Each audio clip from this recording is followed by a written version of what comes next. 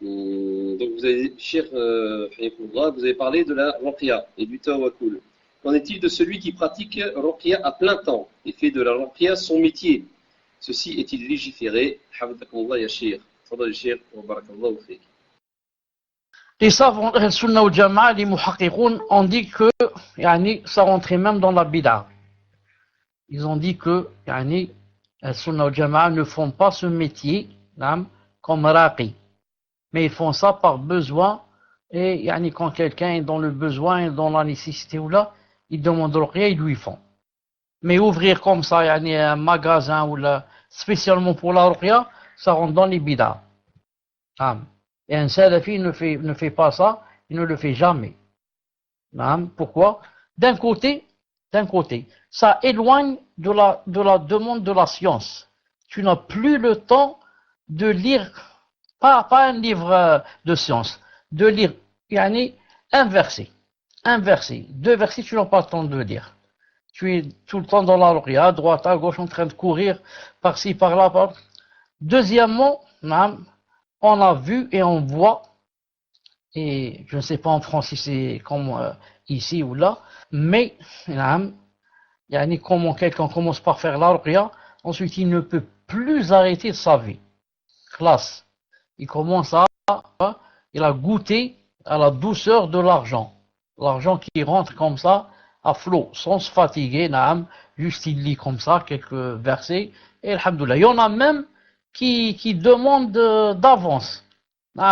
Tu achètes d'abord le billet ou le ticket et tu attends la chaîne. Il y en a même qui vendent quoi? Vendent de l'eau. Te vendent de l'eau, subhanallah al-azim. Il te remplit la bouteille d'eau, là il achète lui une bouteille, par exemple, je sais pas, 50 dinars. Juste il lit ce que tu peux lire toi. Il lit le Fatiha et le Kursi. Et la bouteille qu'il a acheté 30 dinars ou 50, il te la vend 100 ou 200 dinars. Subhanallah al-azim. Pourquoi qu'elle ne coûte que 30 dinars? Eh oui, mais elle est coranisée. Allah ibarak, elle est coranisée. Il a lu un Coran spécial qui est descendu sur lui seulement, pas sur nous. On ne sait pas lire être Kursi ou le Fatiha et je ne sais pas les lire jusqu'à ce qu'il me vende moi ces versets. Il va me les vendre. Ensuite, il commence à vendre n'importe quoi. Alors, l'huile d'olive, il va lire dessus, il va te vendre la petite bouteille, je ne sais pas, 150 dinars. Pourquoi? Parce qu'elle est coranisée. Ensuite, il va prendre un peu de miel, il va lire dessus, il va te le vendre. 3 fois le prix. Ensuite, la nigelle ou comment ça s'appelle, il va lire dessus, il va te la vendre. Et comme ça. Et il y en a qui, il même, comment on dit, attendez, je cherche le verbe, presque il te force. Il te dit, tu dois prendre un mélange de ceci, cela. De miel, de nigel, d'huile d'olive et d'eau coranisée, de je ne sais quoi. Et tu sors avec, je ne sais pas combien, tu sors avec, et en Algérie chez nous, tu sors avec 200 000 ou 300 000 centimes, équivalent de manchaf chez vous, 30 euros, les 50 euros là, subhanallah al-azim. Alors qu'est-ce qu'il a fait? Il a fait ce que je peux faire, c'est lire un peu de Coran, c'est tout.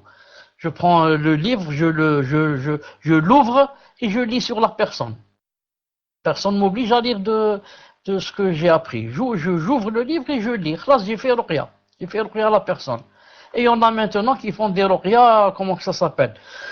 Maintenant, c'est la mode. Ruqya, comment on dit? Ruqya en groupe. Au moins s'il se fatigue avec toi. Non, pas seulement toi, vous êtes en groupe. 10, 15.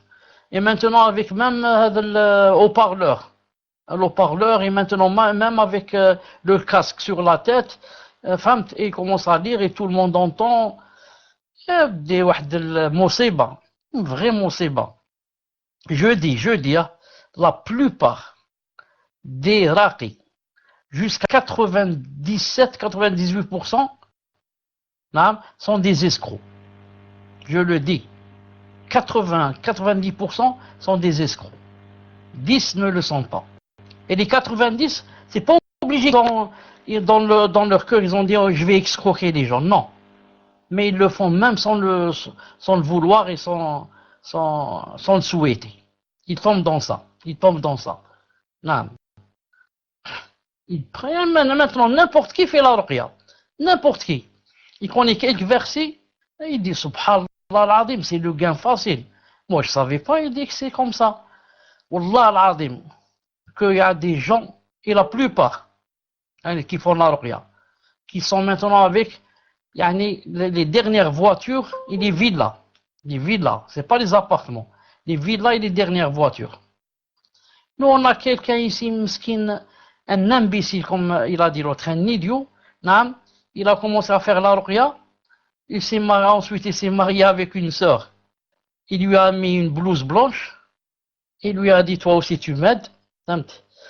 Elle de l'autre côté dans l'autre pièce. Et lui dans sa pièce. Ruqya et hijama. Ruqya et hijama, ruqya et hijama. Et maintenant, ils sont devenus des milliardaires. Tu n'as pas le temps et tu veux prendre un rendez-vous, tu n'arrives pas. Il n'y a pas de rendez-vous. Subhanallah, l'azim, la ilaha illallah, des juhal qui ne connaissent rien. Il n'y a rien dans le din. La personne dont je suis en train de vous parler, il a dû faire quelques cours comme ça, Zama. Il est venu à la télé faire quelques cours. Hop, on l'a arrêté. On lui a dit, subhanallah, toi tu dis n'importe quoi. Ils l'ont arrêté. La ilaha illallah, ce que font les raqis aujourd'hui. La ilaha illallah. En train d'usurper l'argent des gens, d'extirper leur argent. Ça va être très difficile pour eux, très difficile pour quelqu'un qui est venu mesquin avec sa niya, croyant qu'il allait guérir, alors que toi ton but c'est juste de lui prendre l'argent, et de t'enrichir sur son dos, Et tu lui dis voilà cette eau est coranisée. Moi je sais pas lire le Coran jusqu'à ce que tu lises toi à ma place. Je peux pas prendre moi une bouteille d'eau, et cracher dessus et lire Ayat al-Kursi, lire Qul huwa Allahu ahad, Qul a'udhu bi rabbil falaq, Qul a'udhu bi rabbin nas. Ensuite de faire des doigts, Allahumma shfini, Allahumma rabbin nas, dhib an-nas, adhib al-ba's wa shfi, anta shafi, la shifa illa shifa'ak, shifa'an la yughadiru saqaman. Ou bien de dire carrément Ya Rabbi shfini, Ya Rabbi shfini, Ya Rabbi shfini.